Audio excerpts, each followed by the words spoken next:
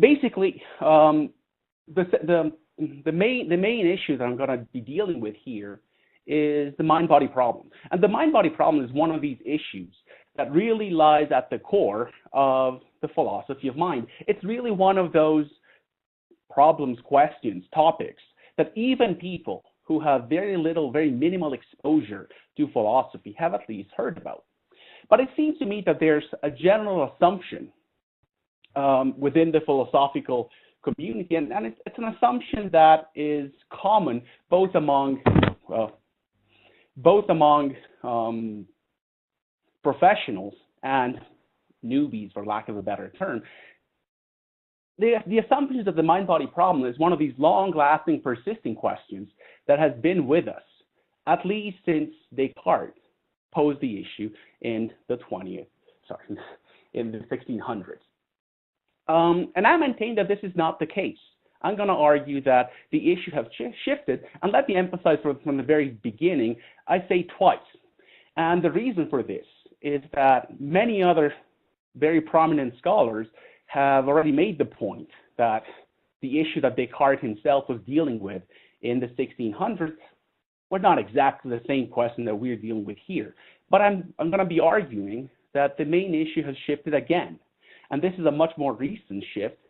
This happened, broadly speaking, it's hard to pinpoint it exactly, but I would say towards the end of the 20th century, early on in the 21st century. And as a result of this, I am going to argue that the mind-body problem is no longer central to much current scientific research, and for this reason, it's time to reframe it in contemporary terms. So this is what I'm going to be trying. This is my plan. This is what I'm going to be trying to do over the next 35 minutes or so. I'm going to begin with the mind-body problem 1.0, which simply put was Descartes' original question.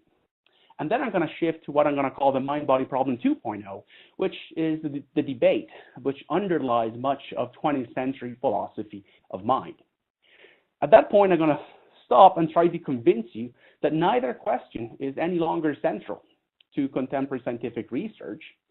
And in the second part of the talk, I'm going to offer what I like to call the mind-body problem 3.0, which, if I have to put it in a slogan, the slogan is Psychology in the Age of Neuroscience. And I'm trying to convince you that this is a more pressing issue in contemporary research.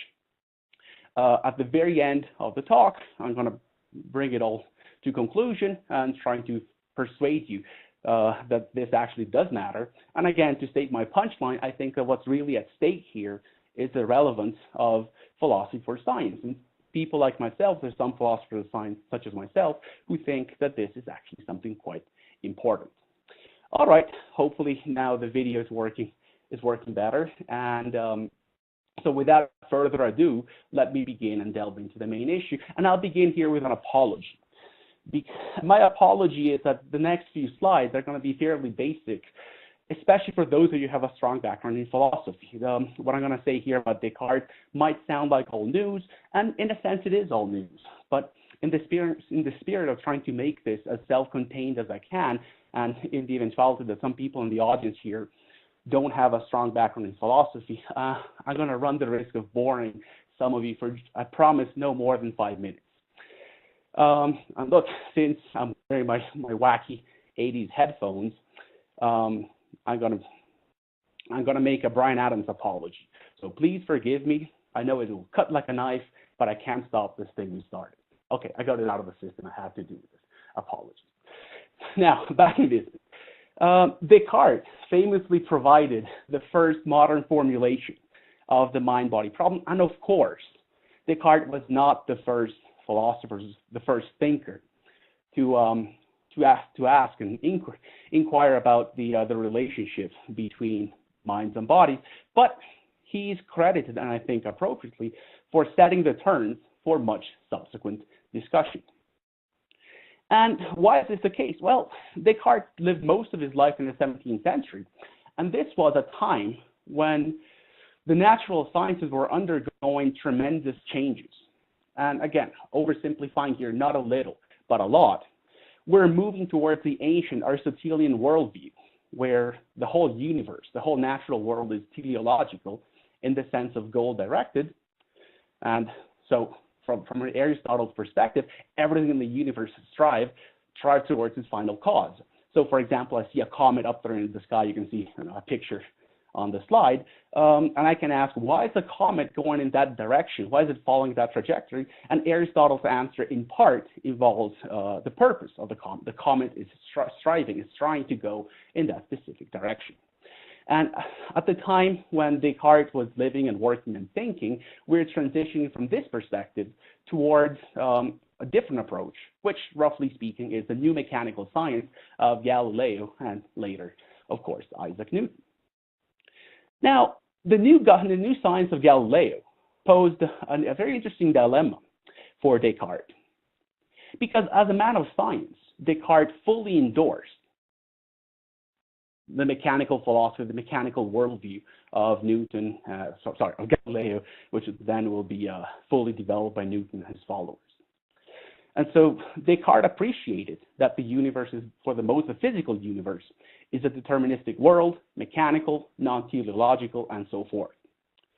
But as a deeply religious and moral man, Descartes found this very troubling.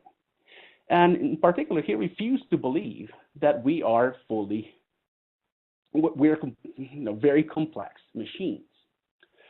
And let me pause here to make a somewhat, I hope, central historical remark, because in some circles, and especially in some scientific circles, it is common to dismiss Descartes' reticence to embrace a full-fledged physicalism as a product of bigotry, superstition. And people think, look, Descartes was working and writing in many, many years ago, centuries ago, and back then, people just didn't know enough. And I think that this reading ends up being rather unshareable and inaccurate. For one thing, I would like to point out that Descartes' account of many aspects of human action, human physiology, were surprisingly accurate and surprisingly clear, even from our 21st century perspective. Of course, he didn't get everything right, but he was way ahead of his time and a very fine man of science. But more importantly for our perspective here, the asymmetry that really underlies his doubts, his problems, is an asymmetry that we can still find today in contemporary science. So Descartes appreciated that much inanimate behavior can be explained through mechanical laws. So for example, if you look at my slide, I have just a picture of a bullet piercing through an apple. And if you want to explain what's happening to the apple here, Descartes rightly noted, well, physics is our best shot. But if instead of asking about apples, I want to know why, for example, I'm sipping coffee here, right now, physics is not the key. Even the most sophisticated, the most refined psychologists in the world will appeal to intentional state, teleological state. Well, presumably I am thirsty. I have a craving for coffee. I desire to keep myself warm. You see where I'm going with this. And again, this was the case in Descartes' day and age. It's still the case in today's day and age. And Descartes asked a very simple question: what explains the difference? Why is there this asymmetry between animate things and inanimate things? And of course, his own solution was so famous and influential that I don't think I even need to spend too much time setting it up. But just for the sake of completeness, of course, he thought that human beings are not simply physical entities. We also have minds. There's, of course, a bunch of follow-ups here. What exactly are minds? And Descartes had his own answer. He thought a mind is its own kind of substance. It's a sui generis kind of substance here. Now, this allows Descartes to draw the distinction. I am not a purely physical thing, and therefore, my behavior does not have purely physical causes. In part, it will be explained by physical causes. In part, it has to be explained by mental causes. This is not the end of the story, of course. And even Descartes' own contemporaries, for example, Princess Elizabeth of Bohemia, who was a very insightful thinker, noticed that, wait, Descartes, now you have a long story to give us. What defines the mind? How do they interact? Well, do they interact? How do they interact? And so forth. And again, I'm not going to go into all the details here, but this, I claim, was the birth of the mind-body problem, or better, what I like to call the mind-body problem version 1.0. The important point for the sake of my discussion here is that Descartes' concerns were primarily ontological in nature. So for Descartes, minds are their own kind of substance. They're res cogitans.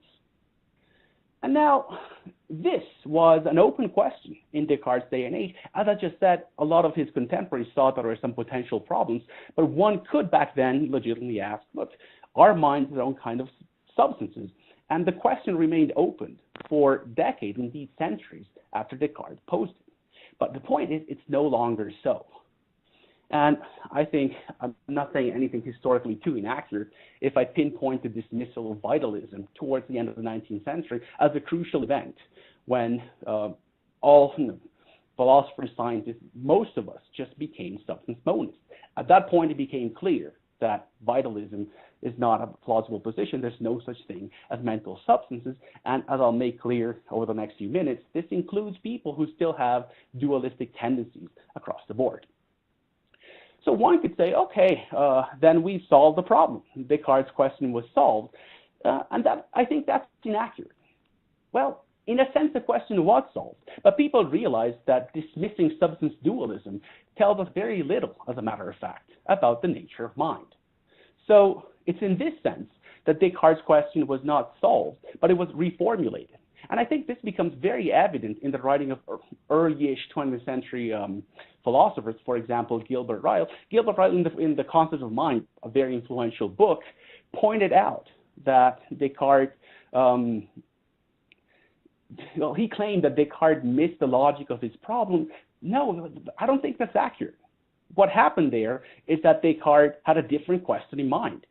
Ryle was thinking in very different terms because the context was very, very different. And this leads us to what I'm going to call the mind-body problem 2.0, which, oversimplifying a bit, again, is the main issue in the philosophy of mind in the 20th century. So now, fast forward to the beginning of the 20th century, and there's a consensus at this point that minds are or are instantiated by physical systems. Some people think that minds are physical, but even those who are reticent to accept this will agree that a mind doesn't just float out there like its own substance. A mind has to be instantiated by something physical.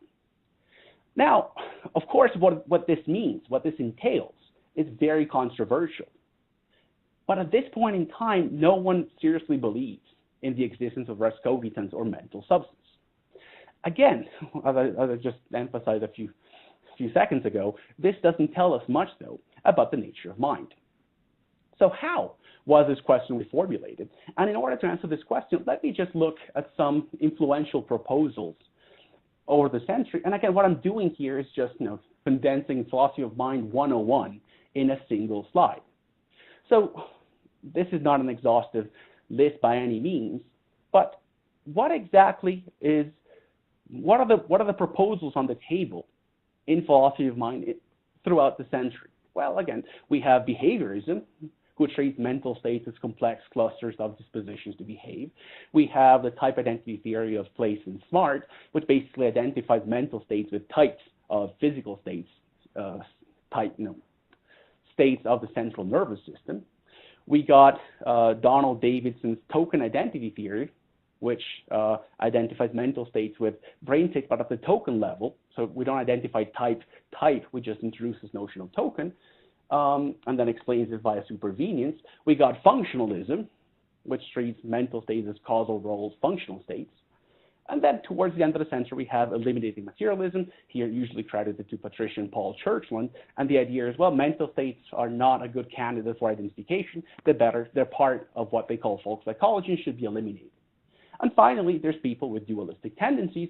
But again, this is not a substance dualism. This is the idea of what's usually called property dualism, which claims that mental and physical properties are not exclusive. All right, so let me cut to the chase here. What's the underlying issue, which is presupposed here by all these theories? Note once again that Descartes' question, the question of ontology, is completely irrelevant.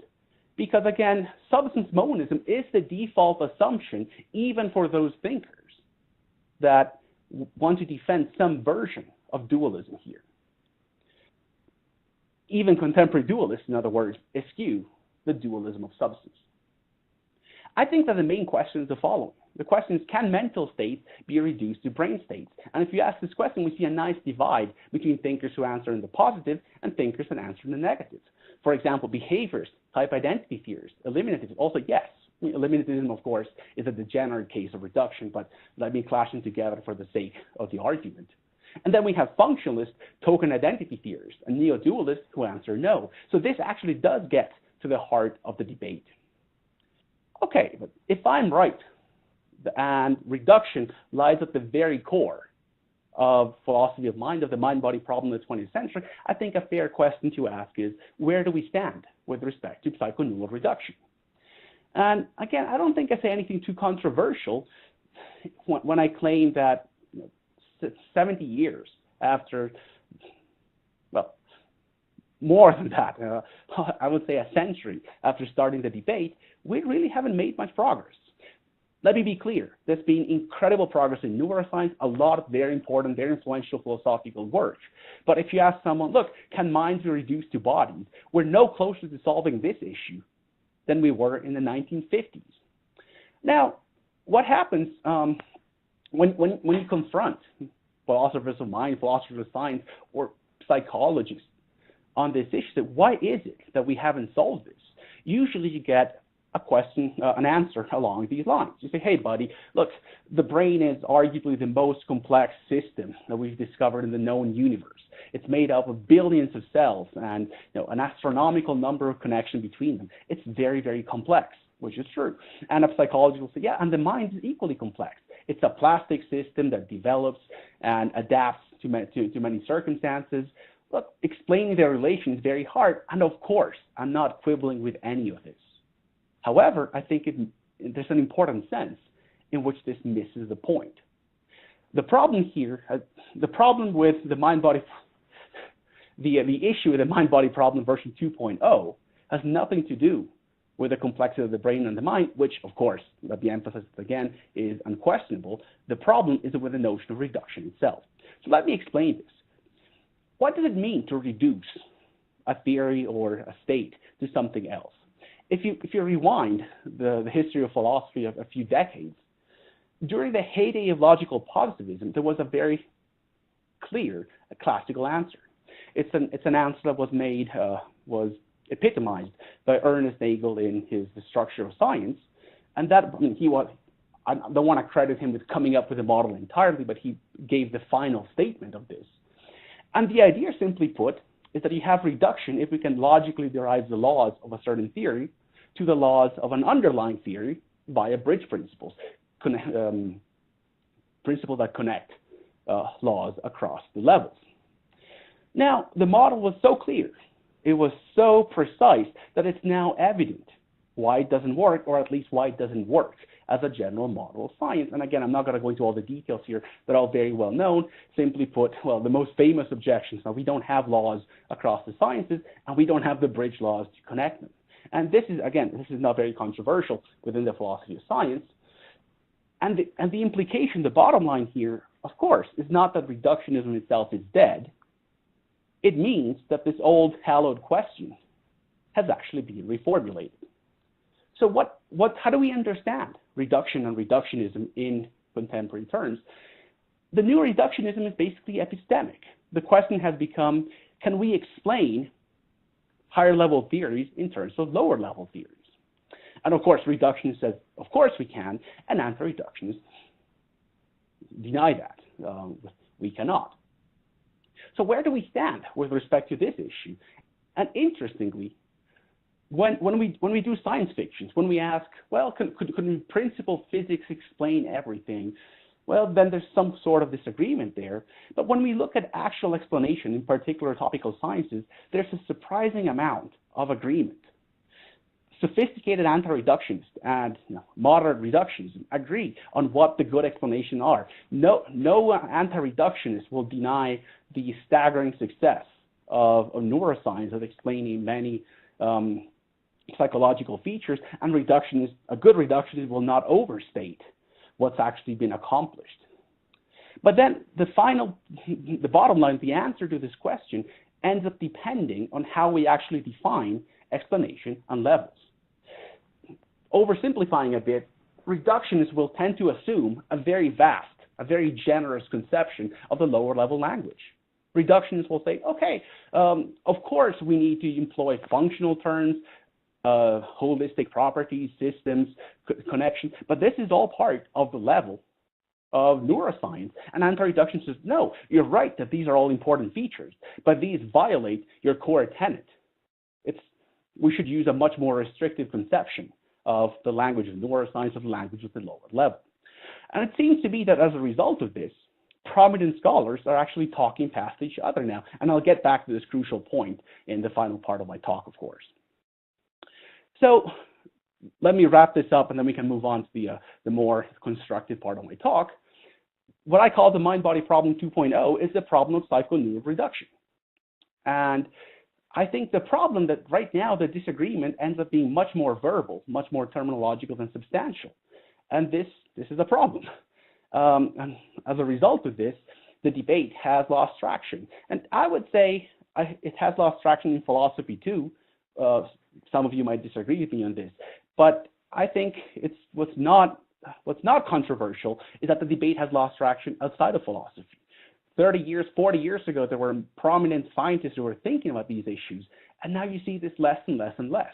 And my diagnosis is this is because people have appreciated that the debate is not as substantial and it's more about labels than about anything else. To wit, ask yourself this question: is contemporary cognitive psychology reductionist or anti-reductionist? And if you think carefully, when I try to think carefully about these issues, it seems to me that the answer is neither, or perhaps the answer is both, or even better, why does it matter?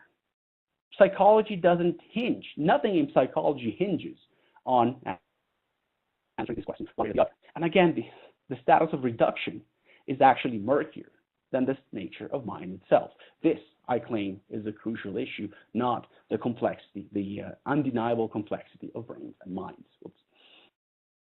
All right, so how should we understand Descartes' original question in 2018? I'm going to try to argue in the final part of my talk that it's neither an ontological issue nor a question of reduction. And so my aim here for the rest of my talk is to provide a framework for rephrasing a mind-body problem in a new way, in a new guise, in such a way that we perhaps can reflect some substantive scientific debates that are going on right here, right now. But let me be clear that my goal is not to discard all previous work. I'm not saying, look, all of you guys, including myself, who wrote and thought and taught about reduction for the last few decades, you're completely missing the mark. No, but we need to keep up. I think it's now time to reorient, repoint the discussion in better directions. The goal, in other words, is to recast these debates in a new guise. And with this, let me get to the conclusive part of my talk here, and let me present to you what I like to call the mind-body problem version 3.0. And my starting point here is an old one. I think we had the key insight for a long time, and a couple of years ago I was rereading for yet another time a beautiful paper that Hilary Putnam, one of my intellectual heroes, wrote back in 1975 or so. And Putnam, it's a paper that's now collected in this wonderful book. And Putnam notes that the mind-body problem rests on a wrong assumption. Because Putnam says both physicalists and dualists alike accept the following premise. If we can agree that we're purely material entities, then there must be a physical explanation of our behavior. Now, obviously, these two camps do different things with this assumption. If you're a physicalist and a dualist, you'll accept the conditional. Now, the physicalist will use it as part of a modus ponens. yes, if we're purely material entities, then there must be a physical explanation. But no, we are purely material entities, therefore physics must be able to explain it. And the dualist says, no, hang on a second. The argument is really a modus tollens. Sure, if we are purely material entities, there would be a physical explanation of our behavior. But note, there is no physical explanation of our behavior. This shows that we cannot be purely material entities.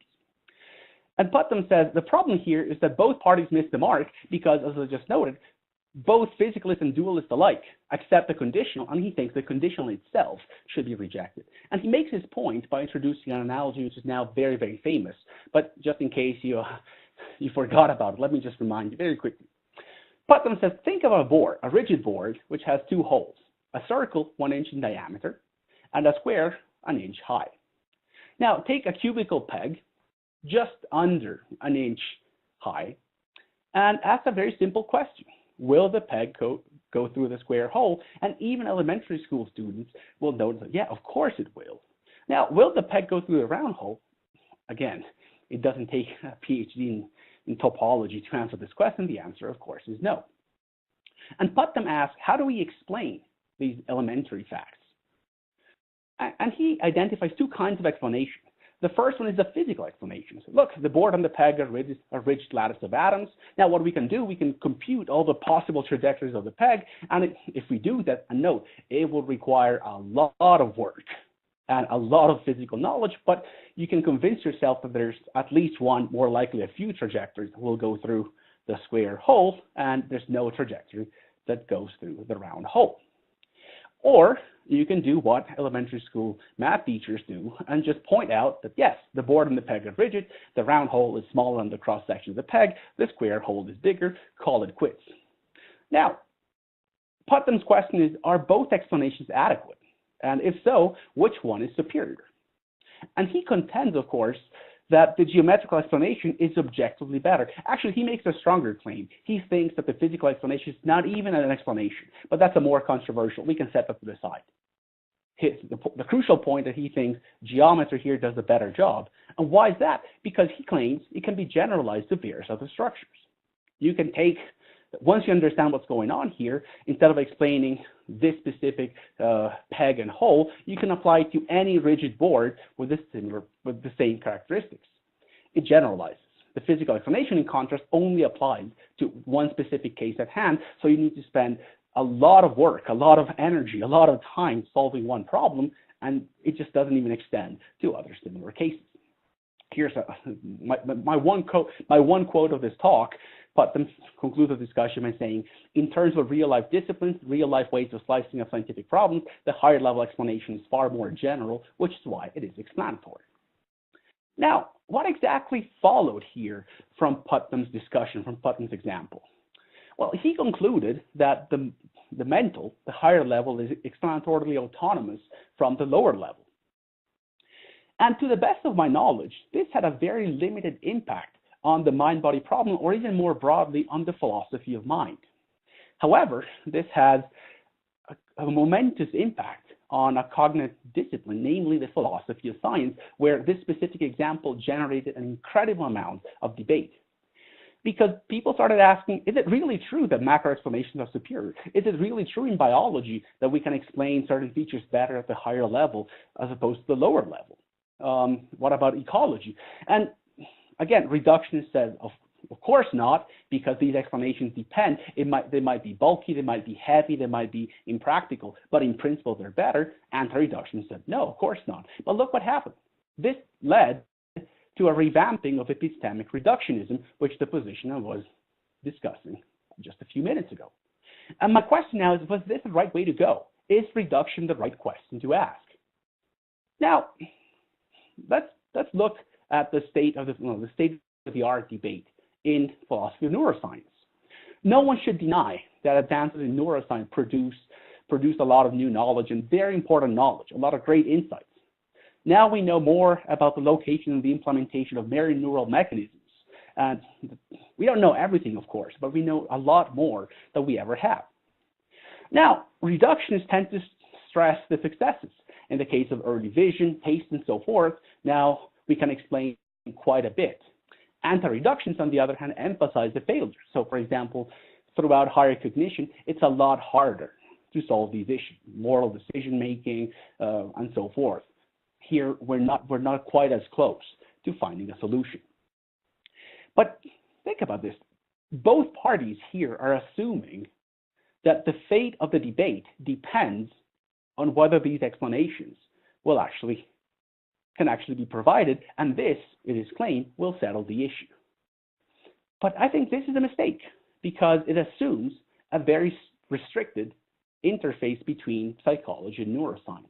And I'm going to try to make my point shifting away from psychology, neuroscience, and the like. Let's look at the case of biology. I promise I'll get back to neuroscience in just a minute. Instead of focusing on psychology, consider the prospects of reducing biology to molecular biology. And what's interesting in biology is that whereas in neuroscience, even though now we've made incredible discoveries, but we're still very far from unveiling these mechanisms, in biology, we know a lot more. And of course, there's a reason for this. The systems are maybe not quite as complex. We've been working them for longer. Whatever the explanation is, in biology, we can take a high-level structure, there's a cytological structure, a genetic pattern, and we know to a much greater detail the kind of mechanism that implements this actual higher-level structure. So one could imagine, wait, great, in biology, we have an answer. Do we have reduction or don't we have reduction? And the problem is now we're shifting back to the old-fashioned debate because an anti-reduction says, of course we have these explanations. But note, these explanations require holistic properties, functional language, talk about transcription factors, protein synthesis, and so forth, reaction diffusion models. And the reduction says, absolutely. But all this is part of lower-level language. So again, there's agreement, by and large, on the explanation, which explanation we have, how to improve them, what's the trajectory for future biology. The disagreement has to do with whether we want to call all of this part of the language of molecular biology. And again, this turns the debate into something less substantial. And I think the philosophers of neuropsychology should learn the lesson. The moral here is that, honestly, I doubt that new discoveries in neuroscience and psychology will settle the issue, because hopefully we'll be in 10, 20, 30, 50, 100 years, who knows, in neuroscience where we are now with respect to psychology, and we'll be no closer to solving the question of reduction because, and this is a point I made in the first part of my talk, the problem is that we don't have a good model of reduction that allows us to ask these questions in a perspicuous way. So what's the alternative? Again, let me bring this to an end. The mind-body problem is not a question of ontology. It's not a question of reduction. It's a question of explanatory autonomy. And the idea is that psychology actually provides explanations which are autonomous in the sense that in many cases they stand alone. These explanations don't need to be confirmed, refined, or explained at any lower level. Think about explanation in neuroeconomics. Think about decision-making, moral, non-moral cases. The explanation is there. And in a sense, it's just as autonomous as Putnam's geometrical explanation of the square peg and the round hole. But at the same time, neuroscience provides crucial details, and neuroscience enriches this description. And so the question is, can we maintain both points at the same time? The traditional answer is no, because the reduction says yes, the anti-reduction said no. Conventional wisdom tells us that these positions are mutually exclusive, and I think that this is where the field went astray. I think the answer is yes, and we need to show how this. I think it's undeniable that psychology is autonomous, and at the same time, neuroscience provides crucial detail. The question, the conceptual issue is, how do we make these points simultaneously at the same time? So the mind-body problem 3.0 is the question of the place of cognitive psychology in the age of neuroscience. How do we use science to advance, or do we use one science to advance the other? And of course, I'm hoping that by now it's obvious why I'm calling this a version of the mind-body problem. Psychology is the contemporary study of the mind. How can it be dependent and autonomous from neuroscience, which again can be broadly defined as the contemporary study of the brain? Again, Putnam was absolutely correct that explanatory autonomy is the main issue. The mistake was turning this into a debate on reductionism. Now, let me conclude this by, since so far I've made mostly negative claims, let me try to make a more positive suggestion. I promise I'm going to bring this to an end in just a handful of minutes, 5 minutes at the most. But I wanted to make sure that you don't leave this talk with this feeling of, okay, he's destroying all sorts of stuff, but what's the alternative path? I don't have a final solution, but at least I can try to offer a sketchy framework.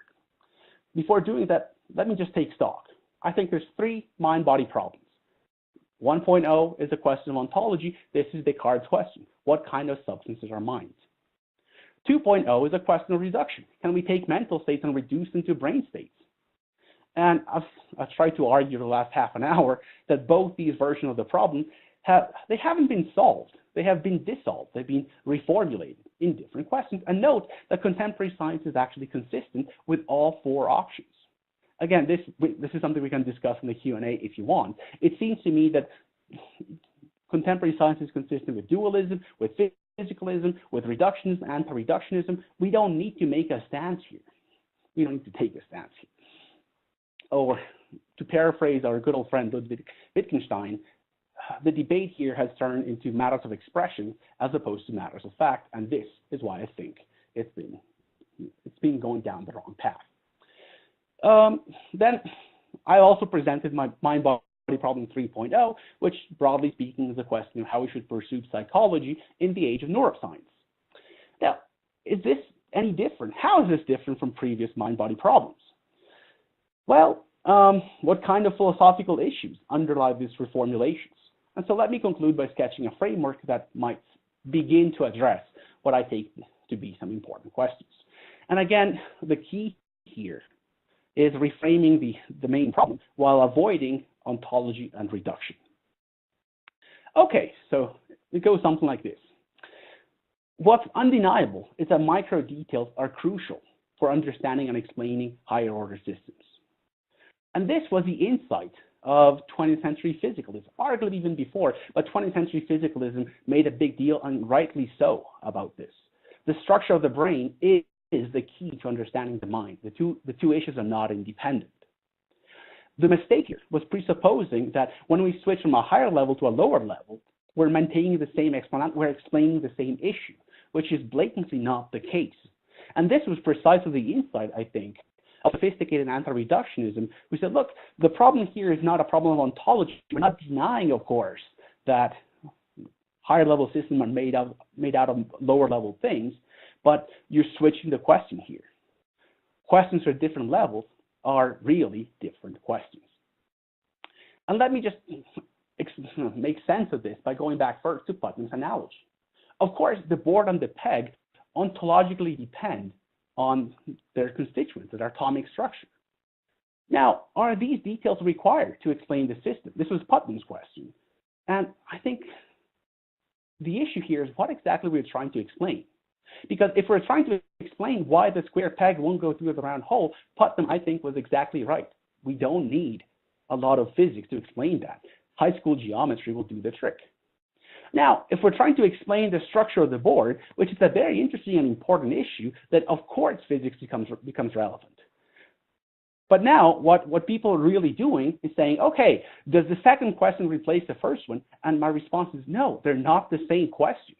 You're asking different questions now. But why am I focusing here on Putnam's analogy? Well, let's apply the perspective now to the main topic at hand and what many of us have at heart, the mind-body problem. Are neuroscientific details important in psychology? Again, it depends. What exactly are we trying to explain here? In many cases, psychological explanations stand alone.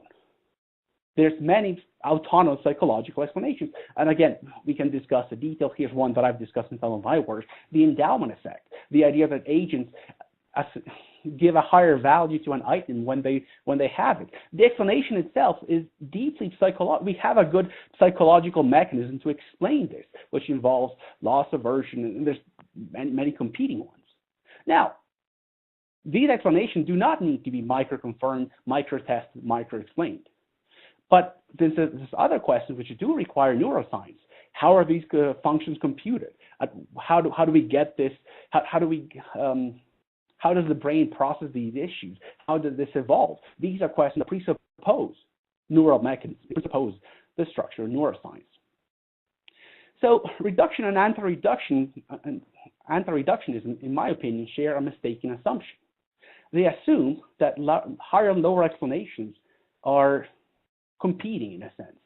And to borrow here a Kuhnian metaphor, I think, no, they're not only they're not interchangeable, they're not even commensurable, again, in Kuhnian terms.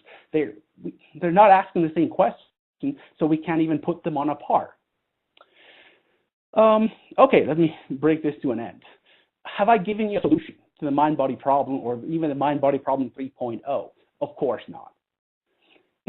I just barely scratched the surface here of what I hope is a very rich and hopefully fruitful framework. And there's many questions which deserve to be addressed in detail, and I've barely touched them in my discussion here. Which research project should we prioritize? Which questions should we ask? When do we need to go down to a lower level in order to answer a question? Again, I've said virtually nothing about this here. Are there explanatory standards that cut across level? Can we make these questions, which I claim to be incommensurable, somewhat commensurable? Can we find a standard for assessing both? Well, these are all important issues, but these are not things that I can solve right here from my chair. I don't think no one can. We just need to go and look at the actual details and go through a lot of painstaking work. But it seems to me that rephrasing the mind-body problem in a way that avoids dispute on ontology and reduction that's a typo on my slide. It's not a stop in the right direction. It's supposed to be a step in the right direction, and that's my contention. So, last slide. I hope to have persuaded at least some of you that the mind-body problem 3.0 poses a question which is actually central to much current scientific research. Because depending on how we answer some of these issues, will have an impact. Well, the answer will have an impact on how neuroscience fits in with psychology, which means that it will influence how the study of the mind and the study of the brain will be studied and even funded for the decades to come. Now, it seems to me that philosophy, if you look before the 20th century and even throughout most of the 20th century, philosophy has a very nice tradition of asking the right question. It's a trailblazing discipline for many other fields. Historically, our predecessors have been very good at asking the right questions because they focus on real, relevant, and core scientific issues. And it seems to me that right now we're at a moment of transition. We're shifting with respect to the mind-body problem, but I also think the problem is more general and applies, I wouldn't say across the board, but to some other core issues too. I think we've lost some of this. And we must keep on doing so. We must keep focusing on some crucial issues. Or the alternative, which philosophers of science such as myself find it very disconcerting, will just be left behind. The world will keep on going without us. And I think we need to join other teams and approach these issues again from a collaborative perspective. Having said this, let me just shut up at this point. Thank you very much. I look forward to the discussion. And apologies for the technical problems, but this has been a lot of fun.